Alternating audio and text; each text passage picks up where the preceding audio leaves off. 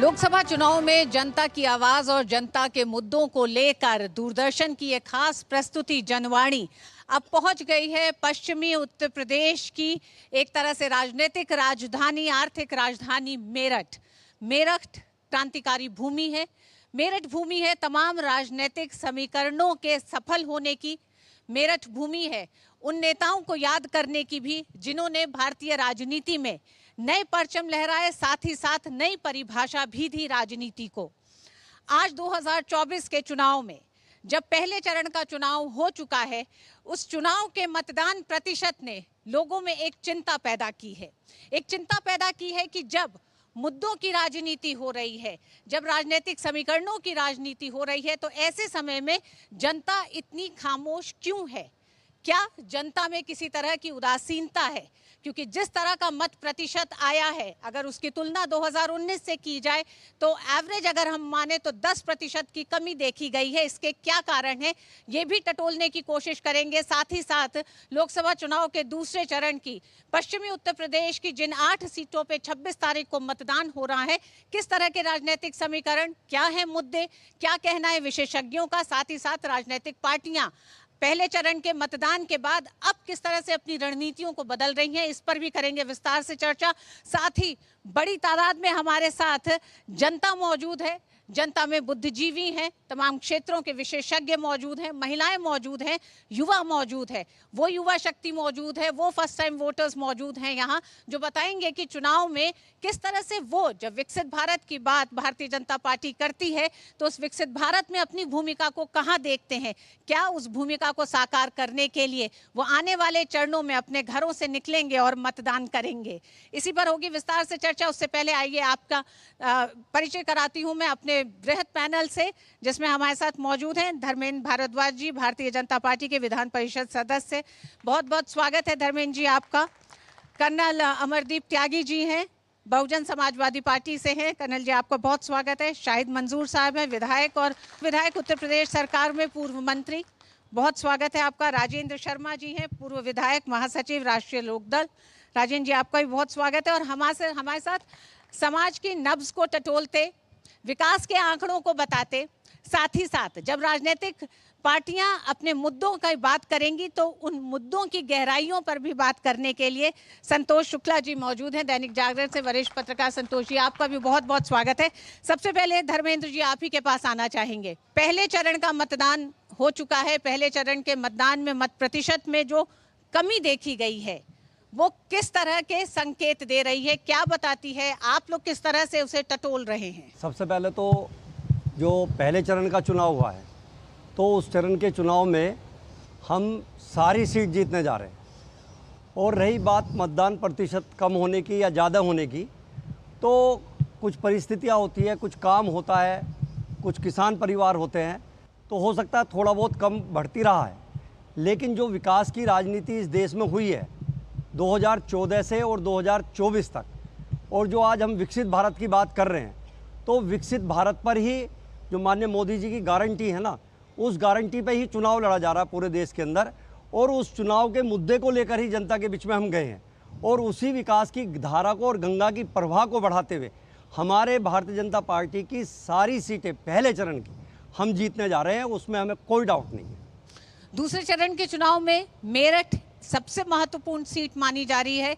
नए प्रयोग के साथ इस सीट को देखा जा रहा है और हम जानते हैं कि जिस तरह से अरुण गोविल को भारतीय जनता पार्टी ने अपना प्रत्याशी, अपना उम्मीदवार चुना है, इसके पीछे के दर्शन पर भी बात करेंगे। लेकिन उससे पहले जिस तरह से हमने बात की कि प्रथम चरण का जो चुनाव रहा उस पर जो विश्लेषण की बात की, संतोष जी हमारे साथ है। संतोष जी, किस तरह से आप देखते हैं, वो क्या कारक दिखाई देते हैं जिसमें मत प्रतिशत की कमी को मौसम माना जा रहा है एक वजह, लेकिन आप किस तरह से जमीन पर देखते हैं इसे? धन्यवाद मैडम, ये बड़ा अच्छा प्रश्न है और ये मनोवैज्ञानिक चिंतन का विषय है। जिस प्रकार से आज जन जागरूकता बढ़ी है, साक्षरता बढ़ी है, समाज में नए मुद्दों की खदबदाहट रही है, राजनीतिक हलचलें बढ़ी हैं, मीडिया बहुत संपन्न हुआ है, उस परिप्रेक्ष्य में अगर आप देखेंगे तो मतदान प्रतिशत का गिरना लोकतंत्र के लिए चिंताजनक है। हम इसको इस रूप में नहीं कह सकते, जैसे अभी धर्मेंद्र जी कह रहे थे कि किसानों के बहुत सारे काम आ जाते हैं, इस बीच छात्र कहीं और व्यस्त हो जाते हैं, हम कहीं और चले जाते हैं, ऐसा नहीं होता। लोकतंत्र का बहुत महत्वपूर्ण ये पर्व जो महायज्ञ जिसको आप नाम देते हैं, 5 वर्ष में एक दिन आता है जब आप अपने पसंद की सरकार चुनने की मना स्थिति और भौतिक स्थिति में आते हैं, और वो स्थिति भी अगर आप मतदान से गंवा दें, वंचित कर दें, तो ये आपके साथ अन्याय है, भारतवर्ष के साथ और उसकी लोकतांत्रिक खूबसूरती के साथ अन्याय है ही है। जो मैडम ने कहा कि 10% के आसपास का सहारनपुर में इतना एग्रेसिव मतदान हुआ करता था, कम है, कैराना का कम है, शामली का कम है, नगीना का कम है। पश्चिम उत्तर प्रदेश, बहुत अच्छी बात आपने कही है, सांस्कृतिक राजधानी रही, आर्थिक राजधानी है और इससे ज़्यादा राजनीतिक राजधानी पश्चिम उत्तर प्रदेश की मेरठ, और मेरठ से बहुत सारे समीकरणों को तय करने की स्थिति बनती रही है। मेरठ बहुत एग्रेसिव होकर कप्तान की भूमिका निभाता रहा है। आज जब मेरठ इस समीकरणों को झांकना चाहता है, समझना चाहता है, तो ये समीकरण हैरान करते हैं हमें। इतने जागरूकता के कार्यक्रम चलाए गए। मैं एक और बात बहुत बेबाकी से कहना चाहूँगा कि प्रशासनिक स्तर पर भी बड़े मंथन और चिंतन का विषय है। हमारे अधिकारीगण भी इस बात में लगातार लगे रहे। साल भर मतदाता पहचान पत्र बनाने का काम हुआ, त्रुटियों को दूर करने का प्रयास किया गया। और मैं स्वयं ये धर्मेंद्र जी से भी आग्रह करूँगा, भारतीय जनता पार्टी ने बहुत बैठकें की कि मतदाता पहचान पत्र बने, नए मतदाता जोड़े जाएँ, युवाओं को प्रोत्साहित किया जाए, सरकार के भी प्रतिनिधि जुड़े। लेकिन चिंताजनक यह है कि इन सब कसरतों के बावजूद मतदान प्रतिशत का गिरना ये एक चिंतनीय संकेत है। इस पर बहुत आवश्यक है विचार करना। शाहिद साहब, बदलाव की बात कर रही है आपका पूरा गठबंधन, ये बदलाव क्या आपको दिखाई देता है कि पहले चरण में बदलाव के नाम पर लोग घर से निकले? जो पहला प्रश्न आया है और हमारे भाई ने कहा कि हम सारी सीट जीत रहे हैं, हाँ, यकीनी तौर पर सब पार्टी के लोगों को लगता है कि हम ही जीत रहे हैं, इनको भी लग रहा है।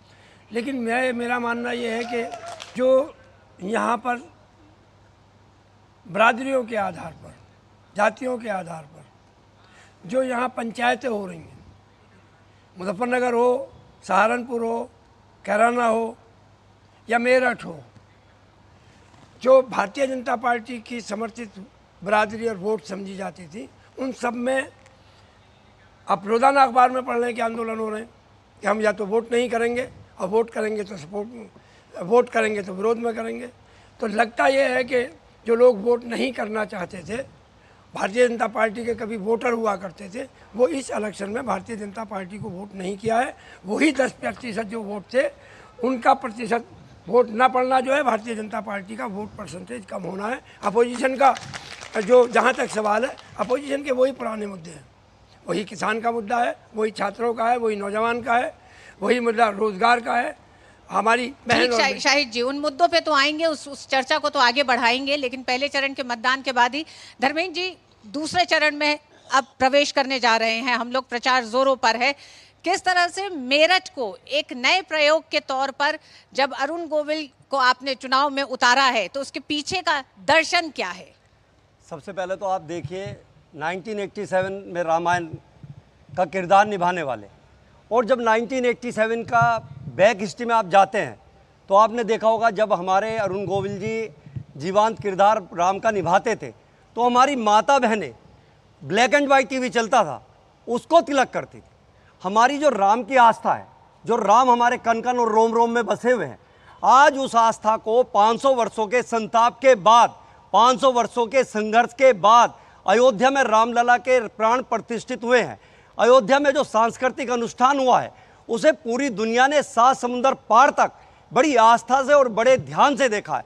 और वो आस्था ऐसी नहीं है, हमारी धर्म और संस्कृति का जो विलुप्तता का कारण था, जो हमारी धर्म और संस्कृति खत्म हुई थी, मैं उन सरकारों से पूछना चाहता हूं कि जो 65 सालों की सरकारें थी, जिन्होंने हमारी धर्म और संस्कृति को उठा करके एक ऐसी जगह रख दिया था कि जहां हम धर्म संस्कृति को नहीं सोच पाते थे, आज उस धर्म संस्कृति को दोबारा से 10 साल में जो दोबारा से नवचार हुआ है, वो वास्तव में कल्पनीय है, सोचनीय है।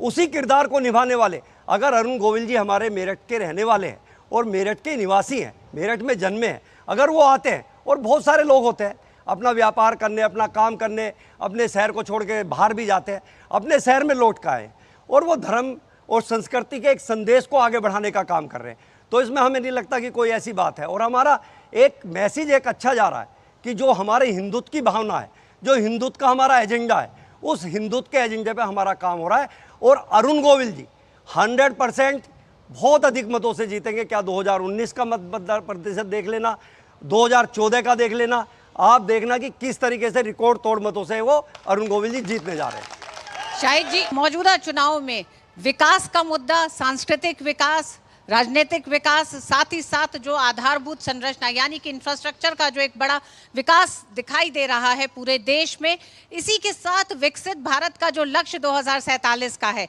वो भारतीय जनता पार्टी का बड़ा एक तरह से कह सकते हैं मुद्दा है। क्यों इस मुद्दे से इत्तेफाकी नहीं है? जैसा कि अभी कहा, क्या ये आदर्श पुरुष को और एक कलाकार को यहाँ पर लेकर आए। अगर भारतीय जनता पार्टी के पास, इस सरकार के पास 10 साल में विकास के कुछ मुद्दे हुए होते, कोई विकास किया होता, या देश की अमूलचूल जो यहाँ पर आवश्यकता है उनकी पूर्ति की होती, तो किसी कलाकार को यहाँ लाने की ज़रूरत नहीं थी।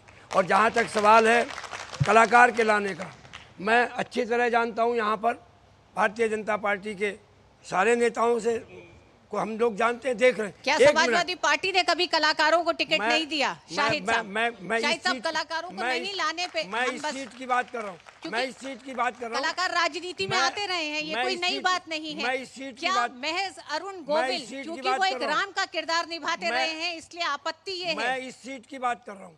इस सीट पे हमारे यहाँ पहले के सांसद भी थे, वर्तमान में कई लाइन लगाए खड़े थे, यहाँ के इसी क्षेत्र के और इसी मेरठ के रहने वाले थे, एक से एक पुराने और भारतीय जनता पार्टी के धुरंधर नेता हैं, वो सब थे।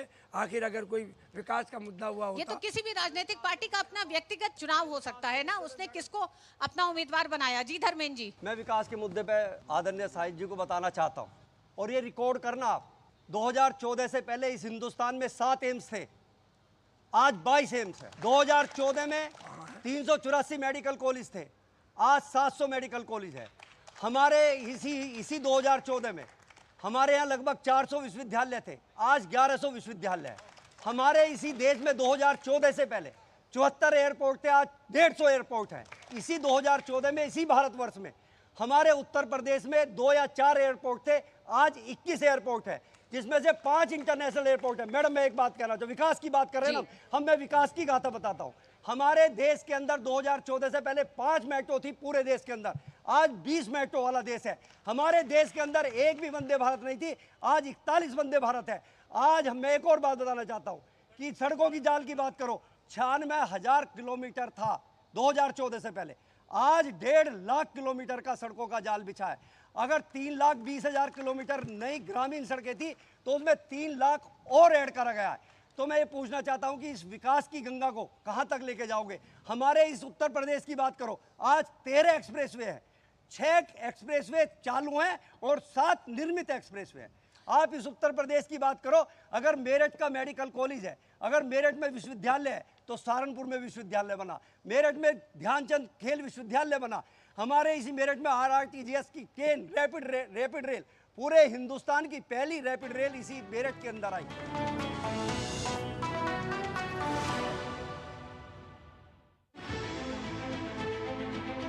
सियासी बिसात पर राजनीति का गुणाभार, गठबंधन की सियासत, बदलते रिश्ते, नेताओं की बयानबाजी। देखिए 24 की चुनौती, दिन भर सिर्फ DD न्यूज पर।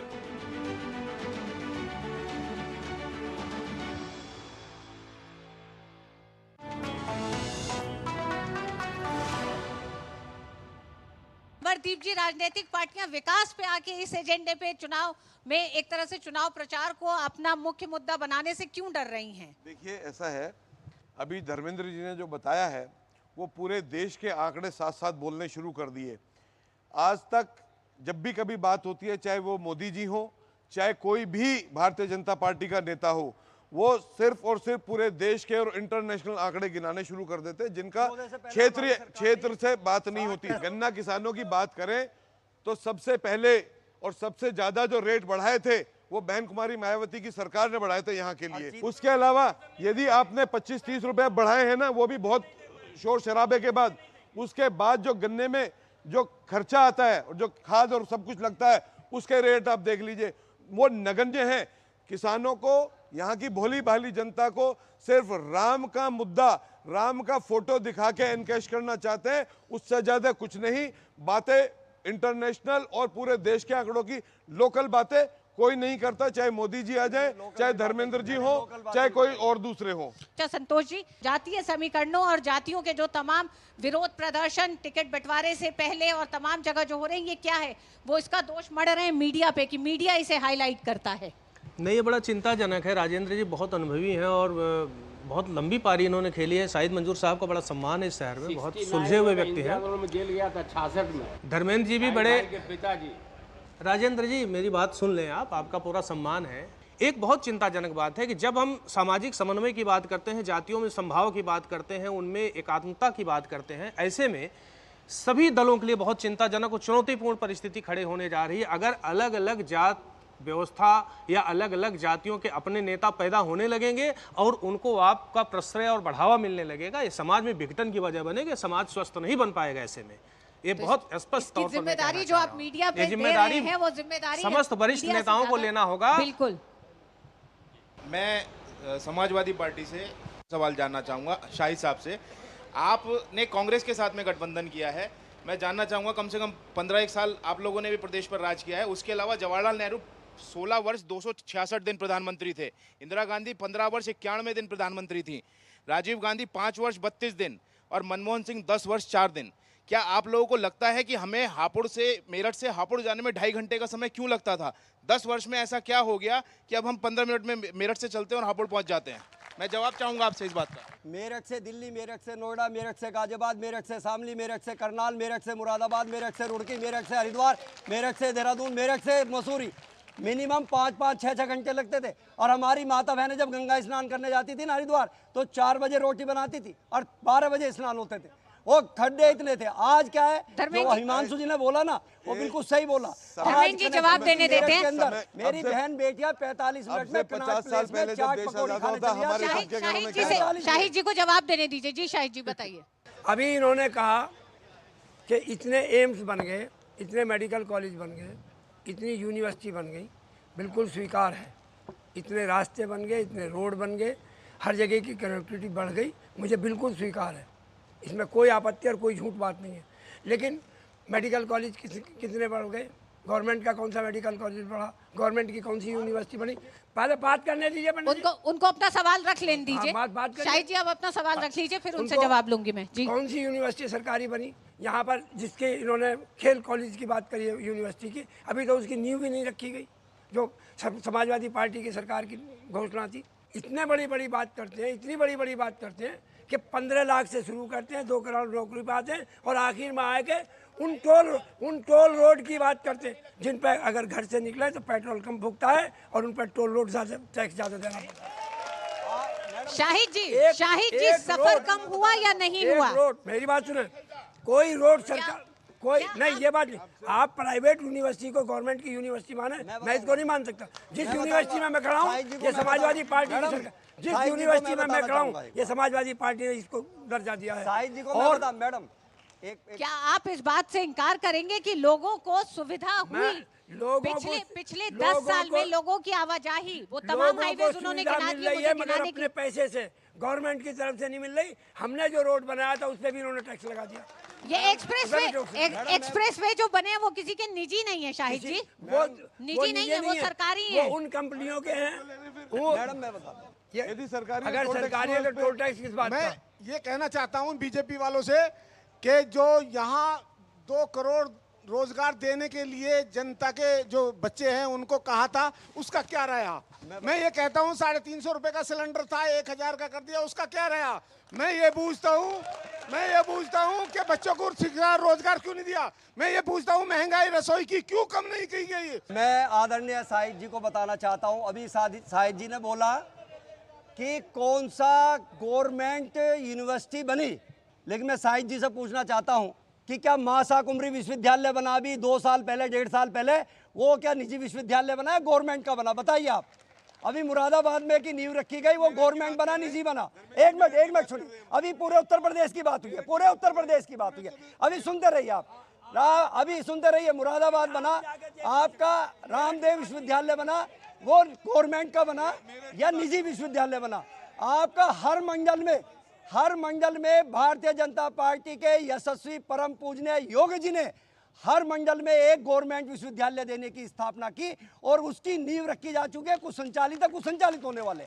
नंबर एक बात। नंबर दूसरी बात, सवाल है शायद मंजूर मैं जी बता रहा हूं से। अखिलेश यादव जी जो हैं, जो दलित चिंतन की बात करते हैं, दलितों के सम्मान की बात करते हैं, मेरठ की धरती पर जब से भारतीय जनता पार्टी ने अरुण गोविल जी को उतारा है मैदान में, उसके बाद दलित का जो टिकट काटा है भानु प्रताप का, और वो काट के जो गुर्जर समाज को दिया गया, पहले दलित का अपमान करा, फिर गुर्जर का काट के गुर्जर का अपमान करा, फिर दलित को टिकट दिया गया। क्या ये टिकट, पहले टिकट दलित का जब उनका हक था तो पहले ही टिकट के दलित का काट के दलित को क्यों नहीं दिया गया? शाहिद मंजूर जी, क्या कंफ्यूजन समाजवादी पार्टी में रही है? आखिर क्या समीकरण नहीं बैठ रहे हैं कि कई सीटों पे बार बार टिकट काटने पड़े? एक सवाल किया कि क्यों टिकट काटना पड़ा। मैं पूछना चाहता हूं भारतीय जनता पार्टी के लोगों से, राजेंद्र अग्रवाल जी का टिकट क्यों काटा? वो तो यहाँ के सांसद थे। जाति की बात की है जो अखिलेश यादव जी आज भी बड़े मंच पे कह के गए हैं दलितों के लिए, तो मैं उसकी बात करिए कि दलित का काट के पहले दलित का अपमान किया, फिर गुर्जर का अपमान किया। जो पीढ़ी गठबंधन की बात करते हैं, जो पिछड़ा दलितों की बात करते हैं, वो अपमान कर रहे हैं। शाहिद जी, सवाल आपसे हो तो पार्टी की नीति है। अरुण गोविल को टिकट क्यों दिया? क्योंकि राम थे इसलिए टिकट दे दिया, और राजेंद्र अग्रवाल का टिकट काट दिया। मैंने उस बात पर जवाब दिया कि ये टिकट क्यों काटा गया। वो तो वर्तमान के सांसद थे, उनका टिकट क्यों काटा गया? उनका टिकट क्यों काटा? जातियों का अपमान क्यों? राजेंद्र जी का अपमान क्यों? आप जवाब नहीं देना चाहते हैं? अगर शाहिद जी, अब सवाल आपसे है, दलितों का अपमान क्यों? शाहिद जी, अगर दलितों का, एक बात सुनो, एक मिनट, आपके कहने से दलितों का अपमान नहीं होता। दलित को ही टिकट दिया है। ये भारतीय जनता पार्टी के आरोप लगाने से मैं उसमें विचलित होने वाला नहीं हूँ। यहाँ पर जवाब दे रहा हूँ, दलित के बदले में दलित ही चुनाव हमने टिकट दिया, और उस दलित को टिकट दिया है जिस दलित को आपने 8 महीने NSA में बंद रखा है, हजारों आदमियों को उसको टिकट दिया। शाहिद जी, जो सवाल दूसरों पे, वो सवाल अपने पे भी आ सकता है। जी अमनदीप जी, दोनों के समीकरण बता दूंगा जी। सबसे पहले जो टिकट डिक्लेयर हुआ वो बहुजन समाज पार्टी का भाई देवव्रत त्यागी को हुआ।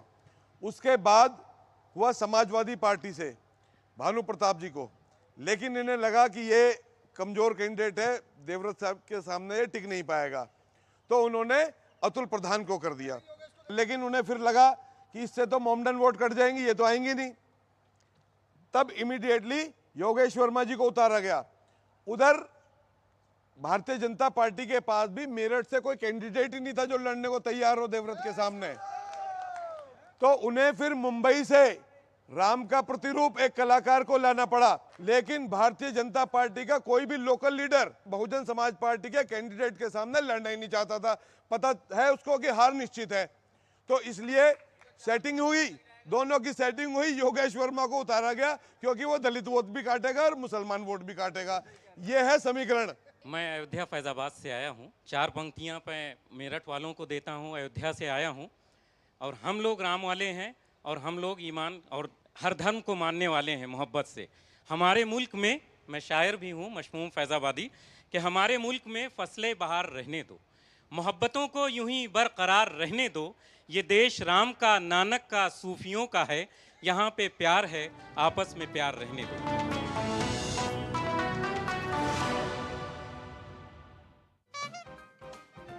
चुनाव का मौसम, सियासत के रंग, नेताओं के बयान, और अब हम पुरानी जगह पर आ गए हैं। अब सब दिन के लिए हम आ गए हैं, अब चिंता मत करिए। ये तो चचा भतीजे का नूरा कुश्ती हमेशा चलता आ रहा है। आज हम रेलवे टिकट नहीं खरीद सकते। जनता के सवाल, कांग्रेस साथ दिखाए सबको कि चोर चोर मुसेरे भाई। सियासी हलकों में राजनीतिक घमासान, फिर उठे रब को मनाना आसान है, आजम खां को मनाना मुश्किल है। कंफ्यूजन ही कंफ्यूजन है, सॉल्यूशन का पता नहीं। चुनाव का मौसम हो और राजनीतिक चकल्लस ना हो, ऐसा हो ही नहीं सकता। देखिए चुनावी चकल्लस सोमवार, बुधवार व शुक्रवार शाम 7:30 बजे सिर्फ डीडी न्यूज पर।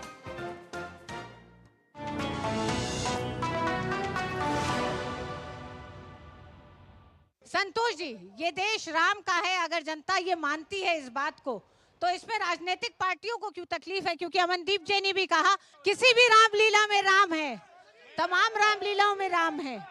बहुत अच्छा प्रश्न है मैडम जो प्रश्न कर रही है वो। जब राम आपके भी आपके हैं, पूरे ब्रह्मांड के हैं, राम भारत की आत्मा है, राम दुखभंजक हैं, राम तारक हैं, राम की तो अनंत परिभाषाएं हैं, आप सब मानते हैं, बात यहीं खत्म हो गई। इसमें उग्रता और व्यग्रता की क्या बात हो गई? इट इज़ वेरी अनफॉर्चुनेट कि अभी हम लोग सब जातियों के ऊपर ही बात कर रहे हैं। मैं राजपूत समाज से बिलोंग करता हूं और जब शुरुआत हुई तो ये कहा गया कि राजपूत समाज ने, बिरादरी ने एक बैठक करी। साहब, मैं आपको बताना चाहता हूं, राजपूत समाज ने अगर नाराजगी है तो वो हमारे घर की आपस के अंदर की है, उसमें आपको दखल देने की जरूरत नहीं। दूसरी बात, आप लोग कहते हैं कि एक जाति की बात ना करें। आज समाज आगे बढ़ चुका है, हिंदुस्तान आगे बढ़ रहा है। तो मुझे ये बताइए, मेरठ की जनता, मेरठ के मुद्दों पे यदि बात करें तो क्या किसी हिस्ट्री शीटर को हम जो है वोट दे देंगे? क्या राजपूत समाज जो है अपनी जाति नाराजगी के चलते किसी हिस्ट्री शीटर को वोट देगा? पहले तो हिस्ट्री सीटर नहीं है, और हिस्ट्री सीटर है तो उसका हिस्ट्री सीट नंबर बनाओ। मैं मानूंगा कि तुम्हारी बात सही है। किसी को माइक के सामने आके हिस्ट्री सीटर कहना ये कोई अच्छी बात नहीं है। बात मुद्दों की करो, व्यक्तिगत बात ना करो तो ज़्यादा ठीक है।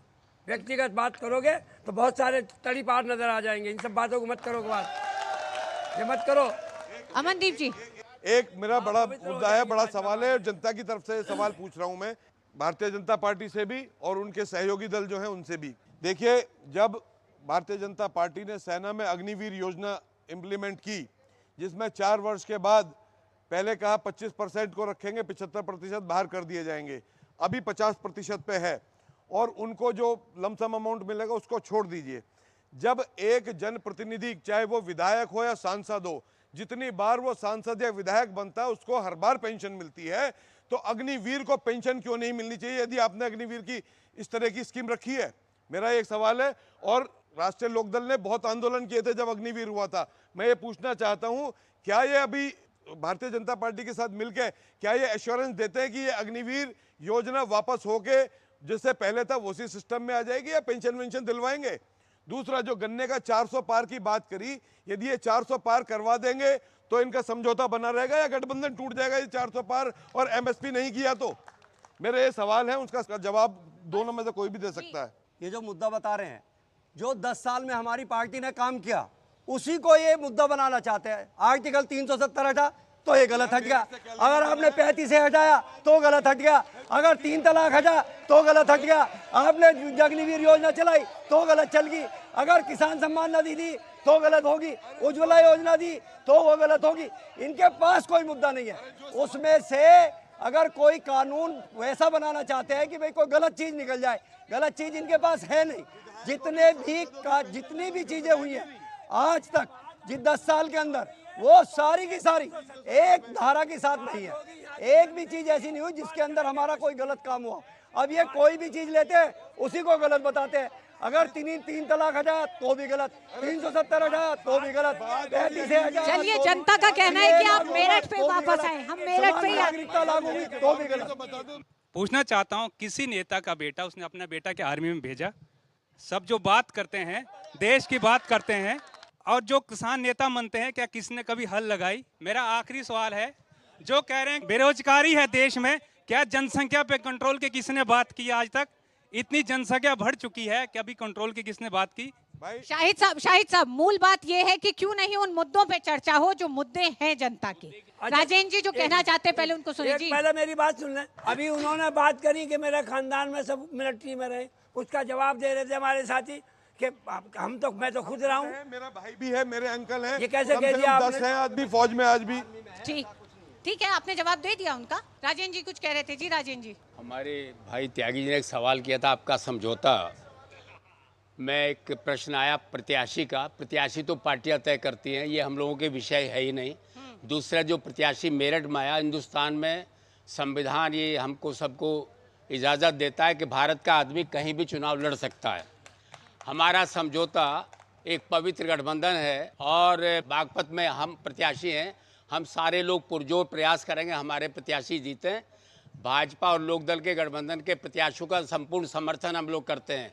एक त्यागी जी ने सवाल किया, गन्ने का मूल्य 400 न हुआ। मैंने पहले भी कहा, हमारा दल आज भी चौधरी चरण सिंह की नीतियों पर आगे चलेगा। नीतियाँ सदैव हम उसको मानेंगे और उसी आधार पर हमारा समझौता भी है। हम आशा और उम्मीद करते हैं कि सरकारें किसान और गरीब की बात को मानेगी, लोकदल के जो मूलभूत सिद्धांत है उनको मान करके हमारा समझौता आगे बढ़ेगा, हमें आशा और उम्मीद है। सवाल बहुत है राजेंद्र जी, सवाल इसलिए भी है क्योंकि आप जिस गठबंधन के साथ पहले थे, आपने कोई ऐसा कारण नहीं बताया कि उस गठबंधन को छोड़ के आप भारतीय जनता पार्टी के साथ आए हैं। तो सवाल ये भी है कि जहां वहां साथ में खड़े थे और उन तमाम मसलों पे सवाल उठा रहे थे, तो अब आगे क्या करेंगे? देखिए, काम जो है, ईमानदारी तो ये है, अब शाहिद भाई तो लंबे समय तक मंत्री रहे हैं, काम तो ईमानदारी से सरकार के माध्यम से ही होता है। आज भी हमें समझते हैं कि सरकार जो आज भी किसान गरीब की समस्याएं, लोकदल का जो मूल एजेंडा है उसके अनुरूप उन सबको सुविधाएं देगी, आगे बढ़ाएगी, जो समस्याएं रही है उनका निराकरण करेगी। अग्निवीर का प्रश्न भी हमने बराबर उठाया। 2014 से 2024 हो गया, 10 साल हो गए। पश्चिमी उत्तर प्रदेश के किसानों के मुद्दे कितने आपको दिखते हैं कि जो सुलझ गए? अगर मैं 4 मुद्दे आपसे पूछूं तो आप क्या बताएंगे? सरकार ने उनका समाधान दिया, गन्ना किसानों का समाधान है, किसानों के तमाम मसले क्या हैं? सरकार, अभी भारद्वाज ने काफी कुछ बताया, मगर मैं उस लंबी बात नहीं, क्योंकि उत्तर तो वही सारे देंगे सरकार के बारे में। फिर भी हम कहते हैं कि जहां जिन ऐसी शुगर फैक्ट्रियां हैं जिनके पेमेंट नहीं हुए, जैसे शामली है, मलकपुर है, शामली मलकपुर, ऐसे एक साल का किसान का बकाया है। हम आशा और उम्मीद करते हैं ऐसी फैक्ट्रियां जो आज भी गन्ने का मूल्य नहीं दे रहे, शीघ्र उनका पेमेंट होगा, ये हमें आशा और उम्मीद है। मेरा क्वेश्चन बीजेपी से है कि आपने अभी थोड़ी देर पहले बताया कि आपने इतने एम्स और मेडिकल कॉलेजेस बना दिए, तो मेरा क्वेश्चन ये है कि सिर्फ विश्वविद्यालय बना के खड़ा करने से अगर शिक्षा नीति सुधर जाती तो आज इंडिया में 100% लिटरेसी रेट होती, पर फिर भी हमारे लोग इलिटरेट हैं। तो आप वो सुविधाएं क्यों नहीं प्रोवाइड करा रहे और एजुकेशन सिस्टम को इम्प्रूव क्यों नहीं कर रहे हैं? मैं जवाब, धर्मेंद्र जी जवाब। जो मेरी बिटिया ने पूछा, बड़ा अच्छा क्वेश्चन है।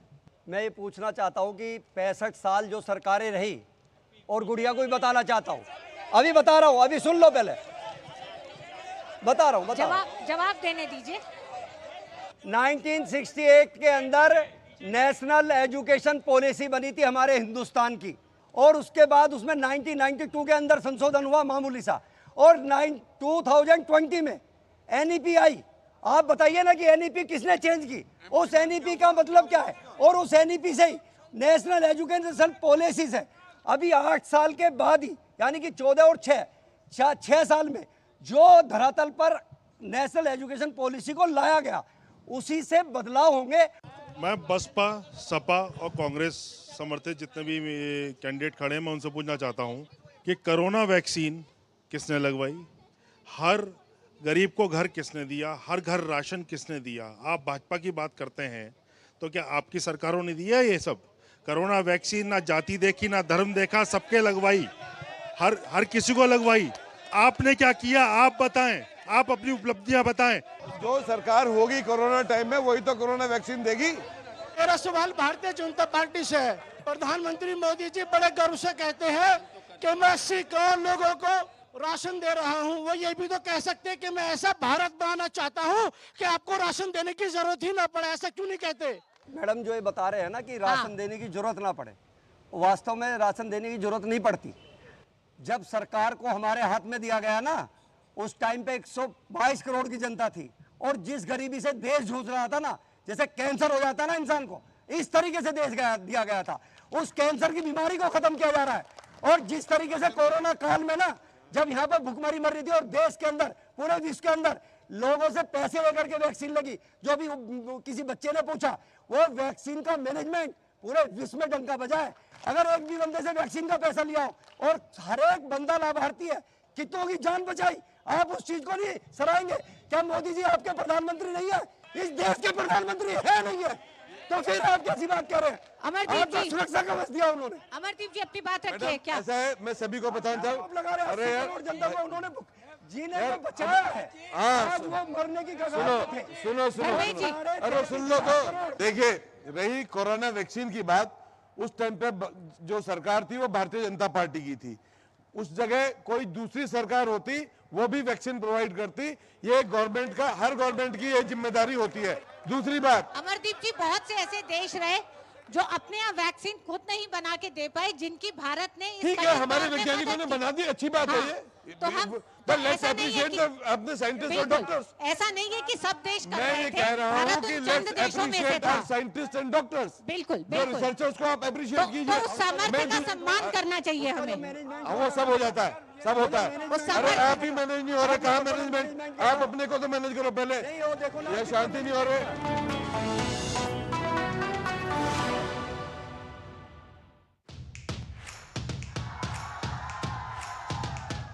बिछ गई लोकसभा चुनाव की बिसात, बढ़ गया सियासी घमासान। केंद्र में किसकी बनेगी सरकार? क्या है राजनीतिक दलों के दावे और क्या है उनकी हकीकत? हर राज्य की चुनावी खबर और जनता के मुद्दे, होगा चुनाव से जुड़ी हर खबर का अपडेट। देश के कोने कोने में मौजूद हमारे संवाददाताओं से देखिए जनादेश हर शाम 7 बजे सिर्फ डीडी न्यूज पर।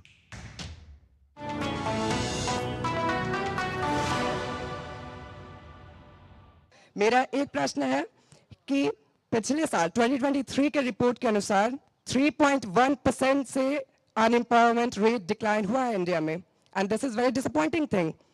5 सालों में, अंत के 2 सालों में वैकेंसीज आती हैं और ऐसा होता है कि पेपर होते हैं और पेपर लीक हो जाते हैं। यूपीपीएससी के पेपर में भी ऐसा ही हुआ। What was the reason about this? Can you please tell me, any one of you? चलिए मैं बताऊंगा। पहले वो जवाब बच्चे को बता रहा हूँ, आपके पास आ रहे हैं। अभी हमारे इसी प्रदेश के अंदर मैडम इन्वेस्टमेंट सबमिट हुआ, 33.5 लाख करोड़ का इन्वेस्टमेंट आया। पेपर लीक, आप सुनिए, पेपर लीक पे सवाल, पेपर लीक पे सवाल है भारद्वाज जी। 1 करोड़ सवाल से नहीं बच पाएंगे जब आप 2025 तक 1 करोड़ रोजगार उपलब्ध हो रहे हैं। ये वही प्रदेश था जिस प्रदेश को धीरे धीरे ऊपर ले जाया जा रहा है। हर चीज को एकदम नहीं किया जा सकता। इसी प्रदेश के अंदर जो इन्वेस्टमेंट हुआ है, ये पूछो ना कि पहले इस उत्तर प्रदेश में कैसा इन्वेस्टमेंट होता था। इस प्रदेश को आना नहीं चाहता था, व्यापारी घुसना नहीं चाहता था। इस प्रदेश का नाम लेते थे तो दिल्ली के कॉर्नर से, बॉर्डर से दूर भाग जाता था। आज उस प्रदेश के अंदर पूरा का पूरा ऐसा एनवायरनमेंट और ऐसा वातावरण तैयार किया जा रहा है जहां पर कि रोजगार उपलब्ध होने वाला है और 2025 तक 1 करोड़ रोजगार रहेंगे। भारद्वाज जी, युवा की चिंता पेपर लीक है। शाहिद जी और अमनदीप जी, सत्ता पे आप दोनों की पार्टियां रही हैं। अगर देश का युवा और खासकर उत्तर प्रदेश का युवा इस बात से चिंतित है पेपर लीक से, तो इतिहास गवा रहा है पेपर लीक का, इतिहास गवा रहा है चीटिंग का उत्तर प्रदेश में। इसलिए उनका ये सवाल बनता है, वो जवाब चाहते हैं आप सबसे, किसी एक पार्टी से नहीं। पहले तो मैं सत्ताधारी इस पार्टी से कह रहा हूँ कि इधर उधर की ना बात करो। ये बताओ कि पेपर लीक क्यों हुआ? बच्चे ने ये पूछा, पेपर लीक राजस्थान में सबसे ज्यादा हुए। हाँ बताइए ना, राजस्थान में सबसे ज्यादा हुए। कांग्रेस की सरकार थी ना, इन्हीं की सरकारें थी ना, इनका मिलावा था ना। अब आप बताओ ना, ये बताओ ना कि कहाँ कितने पेपर लीक हुए, उसका भी जवाब देंगे। मेरा सवाल शायद मंजूर जी से है कि अगर प्रधानमंत्री जी ने कुछ नहीं किया तो विपक्ष को एक क्यों होने पड़ा? क्या कारण है जो विपक्ष को एक होने पड़ा उत्तर प्रदेश में? दीजिए जवाब। वो कह रहे हैं अगर प्रधानमंत्री जी ने कुछ नहीं किया देश में 10 साल में तो विपक्ष को क्यों एक होना पड़ा? अच्छा मैं ये पूछूं, एक मिनट, मैं ये पूछूं कि पिछले 10 साल में जो आपके अलायंस है वो आपको छोड़ के क्यों भाग गए? फिर क्या जवाब दोगे उसका? ये हर बार समीकरण बदलते हैं, बनते रहते हैं। कभी इनसे गठबंधन है, कभी किसी से गठबंधन, कभी आपका नीतीश से गठबंधन था, कभी चाचा आपके खिलाफ थे, कभी चाचा आपके साथ है। इन बातों को क्यों पलट रहे हो? हरियाणा में आज आपका गठबंधन बना और टूटा, महाराष्ट्र में गठबंधन बना और टूटा, उड़ीसा में गठबंधन बना और टूटा, राजस्थान में गठबंधन बना और टूटा, मध्य प्रदेश में गठबंधन मेरा सवाल पूर्व मंत्री माननीय शाहिद साहब जी से है कि एक अपना अभी काफी बात होती, दलित मुस्लिम एकता की बहुत बात हुई थी अभी, तो अभी गत 14 अप्रैल को भारत रत्न बाबा साहेब अम्बेडकर जी की जयंती हम सब ने बहुत अच्छे से मनाई, परंतु जो बात होती है मुस्लिम दलित एकता की, उसमें मुझे किसी भी मुस्लिम समुदाय से या किसी मदरसे से बाबा साहेब की जयंती मनाने के चित्र तक नहीं दिखाई दिए।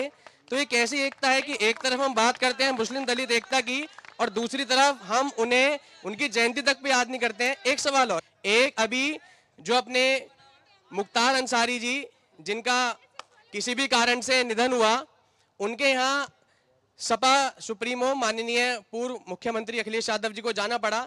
तो ऐसी क्या मजबूरी थी कि एक जाने माने हिस्ट्री शीटर उनके तो यूज कर सकते हैं ना, हिस्ट्री शीटर जाने माने हिस्ट्री शीटर के यहाँ जाना पड़ा और उनके यहाँ फिर रोजा इफ्तारी करनी पड़ी, ऐसी क्या मजबूरी रही होगी उनकी, आप बता सकते हैं? इन्होंने कहा मैं मुस्लिम और हिंदू में जब विश्वास नहीं रखता, पॉलिटिक्स करता हूँ, राजनीति करता हूँ, समाजवादी पार्टी में हूँ। एक बात तो पहले ये सुन लीजिए।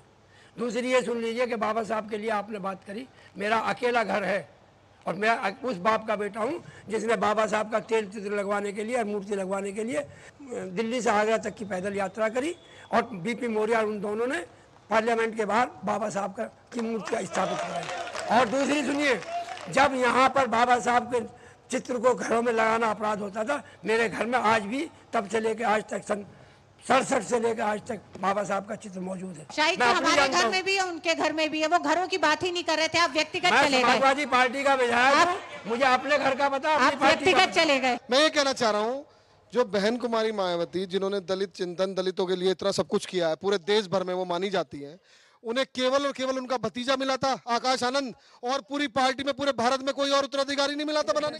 अमनदीप जी, उनके सवाल को मैं दूसरे तरीके से रख रही हूँ। यही पश्चिमी यूपी है जहां से मायावती ने अपने राजनीतिक सफर को शुरू किया।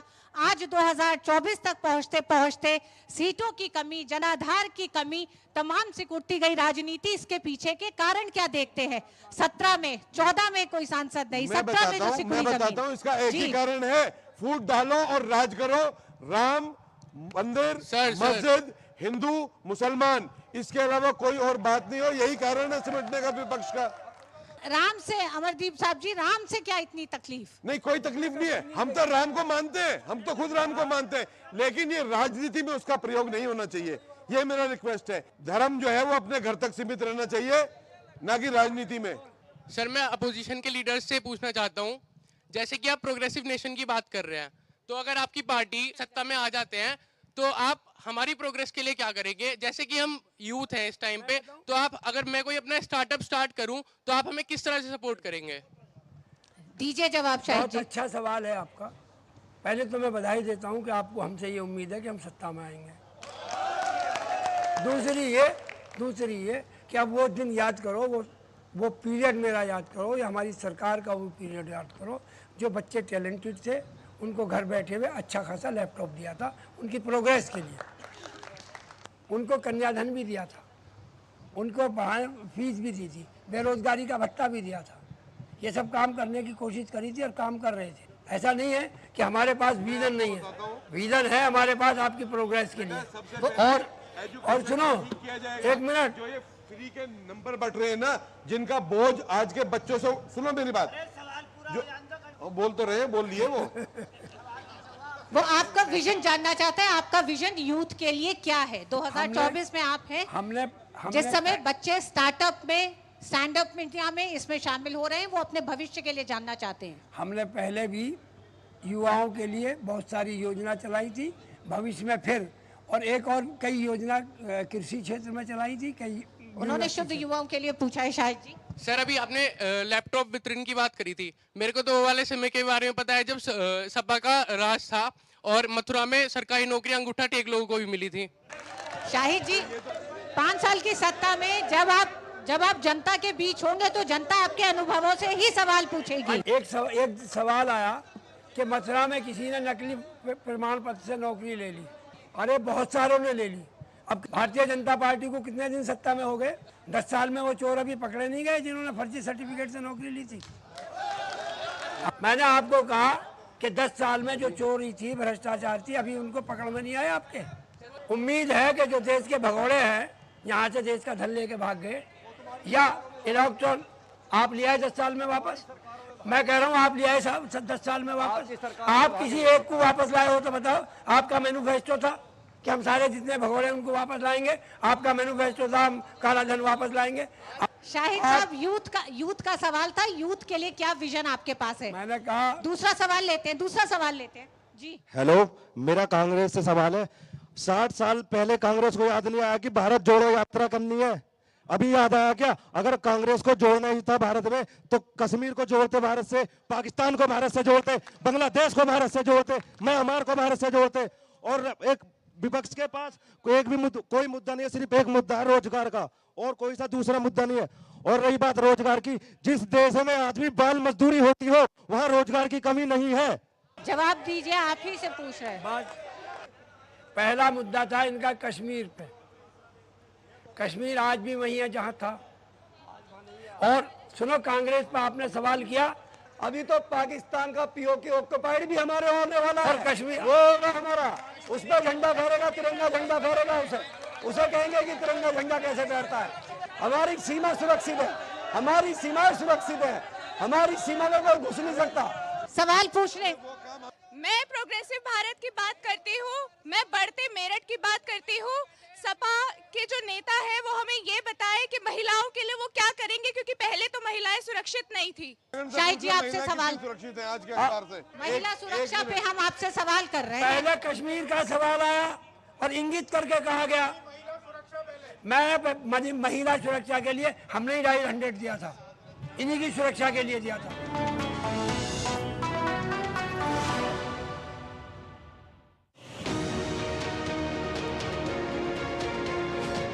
आ गया लोकतंत्र का महापर्व। क्या है देश का मूड, क्या है लोगों के सवाल, क्या है नेताओं की दावों की हकीकत, कितना बदला है भारत। हम आ चुके हैं जम्मू और कश्मीर। पकड़नी जनता की नब्ज। डीडी न्यूज पहुंच रहा है गांव-गांव, शहर-शहर, जानने आपके दिल की बात। जो काम करेगा उसको तो पब्लिक वोट देगी ही। तो युवा के नाते आप सोचेंगे कि किसको वोट दे, किस पार्टी को वोट दे। आइए हम जरा चलते हैं लोगों के बीच, किसानों के बीच, और जानते हैं सच्चाई है क्या। चुनाव की जमीनी हकीकत का सुपर शो क्या बोले भारत, हर शाम 6 बजे सिर्फ डीडी न्यूज पर।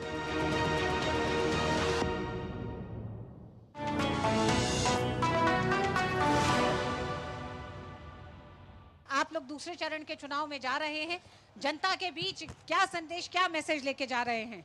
भारतीय जनता पार्टी का एक ही नारा है, और भारतीय जनता पार्टी के यशस्वी प्रधानमंत्री मोदी जी ने सरकार बनने के बाद एक ही नारा दिया था।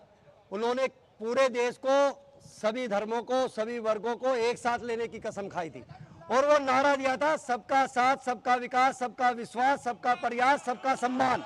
अमरदीप जी, बहन मायावती ने कहा, उन्होंने कहा कि हिंदू मुसलमान आबादियों को देखते हुए समाजवादी पार्टी ने एक विरोध में टिकट दिया है कि उस जगह से अगर मुसलमानों की आबादी ज्यादा है तो वहां से हिंदू को टिकट दिया है। ये क्या कहता है और कितनी बड़ी चुनौती आपको ये चरण लगता है? चुनौती देखो, जो चुनाव लड़े जाते हैं ना, वो आजकल भारतीय समाज में, भले ही आप कितना भी कहें कि जाति धर्म कुछ नहीं है, लेकिन जो हकीकत है वो समझो। जितने भी चुनाव लड़े जाते हैं वो जातीय धार्मिक समीकरणों पे ही लड़े जाते हैं, सबको मालूम है। तो यदि समीकरणों का अंदाज देखें तो देवव्रत त्यागी जो है सबसे स्ट्रॉन्ग कैंडिडेट है, क्योंकि इसके साथ दलित समाज की पूरी वोट है, प्रजापति समाज की वोट है, त्यागी समाज की वोट है, सैनी समाज की वोट है, और जैसा कि आप जानते हैं सारे मुस्लिमों की वोट हमारे पास है। भले ही वो योगेश वर्मा जी या सुनीता वर्मा ये सोच रही हो कि वो वोट उनको मिल जाएंगे, वो नहीं मिलेंगे। देखो, मुसलमान भी इस देश के नागरिक है, वोट उन्होंने भी देना है। डोंट से कि मुसलमानों की वोट लेके आप जीतना चाहते हैं, ये मत कहना। इस देश के वो नागरिक है, वोट देने का पूरा अधिकार है, और वो वोट देंगे, और इस लड़ाई में चुनाव की हम जीतेंगे। शायद पहले चरण का चुनाव हो गया, मतदान प्रतिशत बहुत कम था। जब यहाँ की बात हो तो कश्मीर की बात छेड़ो। अखिलेश यादव और राहुल गांधी की अभी तक संयुक्त कोई रैली, कोई सभा नहीं हुई थी। क्या अपनी रणनीति को बदला है गठबंधन ने? अब किस पार्टी के नेता को कब टाइम होगा, कौन किसके साथ कब रहेगा, ये हम तो नहीं तय कर सकते। ये तो तय उनको ही करना है कि रैली होगी या नहीं होगी। जब उनको टाइम होगा एक साथ का तो एक साथ करेंगे।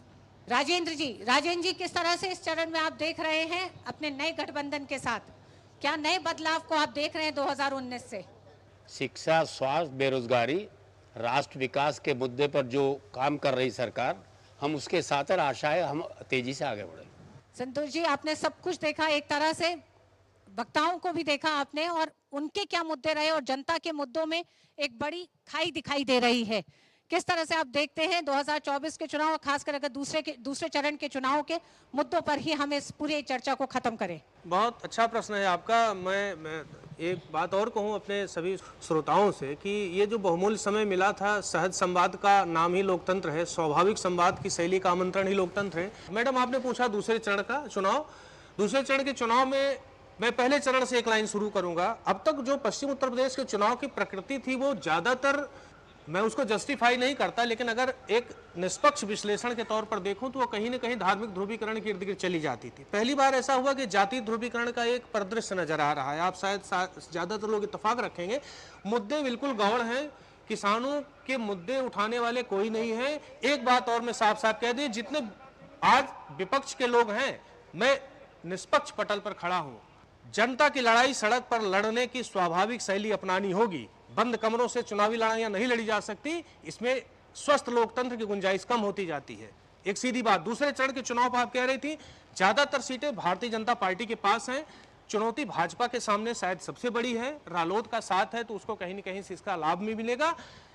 स्वाभाविक तौर पर एक और बात बताऊं, भाजपा ने भी, सारे दलों के साथ में भाजपा को भी इस बात पर प्रश्न में ला रहा हूं कि प्रत्याशियों के चयन में कहीं न कहीं से संगठन से चूक हुई है। जो जनता की आवाज है, जनता की आवाज को कभी इग्नोर नहीं करना है। जनता की आवाज ये कहती है कि प्रत्याशियों के चयन में हर दल ने चूक की। भाजपा ने इस समय जो धार्मिक तरंग उनके साथ थी, जो सांस्कृतिक राष्ट्रवाद की तरंग थी, जो कह रहे थे, जो आप लोगों के बीच ले जाना चाह रहे थे, उसके बावजूद उन्होंने बहुत सारे चेहरों को रिपीट किया। जहां बदलाव किया उसका भी जनता बहुत स्वागत करेगी। बिल्कुल संतोष जी, 10 साल के अपने कामकाज में विकास को एक तरह से सबसे ऊपर रखते हुए भारतीय जनता पार्टी एनडीए अपने सहयोगियों के साथ मैदान में है। वही विकास के ही एजेंडे को वो चुनौती दे रही है। विपक्षी गठबंधन को भी अपना एक रोड मैप जनता के बीच में रखना है, विकास को ध्यान में रखते हुए।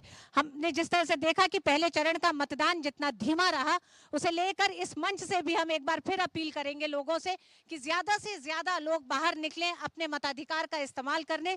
हमारे साथ एक महिला यहाँ पर मौजूद है, वो इस विषय पे कुछ कहना चाहती है, कुछ पंक्तियां रखना चाहती हैं। मेरा यहाँ उपस्थित सभी से निवेदन है कि जितना यहाँ आप बोल रहे हैं उससे अधिक आपका वोट बोलेगा, तो कृपया मुद्दों पे बात करें और मतदान के दिन मतदान करने अवश्य जाएं।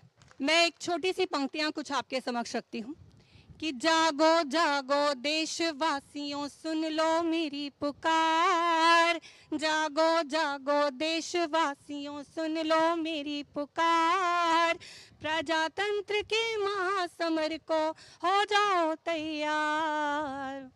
बहुत बहुत धन्यवाद आप सभी पैनलिस्ट का हमारे साथ शामिल होने के लिए। संतोष जी आपका भी, राजेंद्र जी आपका भी, शाहिद साहब आपका, अमनदीप साहब आपका, भारद्वाज जी आपका भी बहुत बहुत धन्यवाद जनवाणी में शामिल होने के लिए।